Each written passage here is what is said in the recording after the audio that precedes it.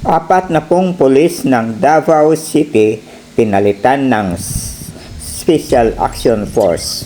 Nirelieve muna sila at ngayon ay nasa holding area, floating status kumbaga. Pampolitikang paghihigante ba ito? Multi-purpose ang misyon ng mga SAP.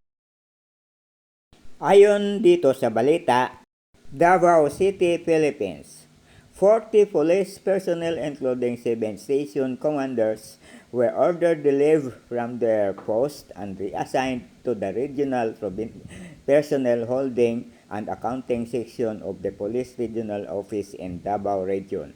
Mahigit na kasing isang buwan ay hindi pala mahuli si Kibuloy dahil pinagtatakpan nila o hindi nila hinuhuli.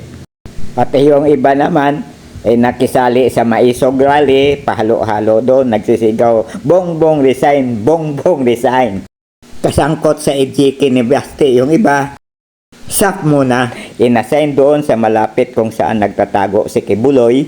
At maaari na rin ito ay marahil sa nalalapit na paglabas ng warrant of arrest ng ICC ay dapat kabahan na si Digong na nagsisabing weak president si PBBM.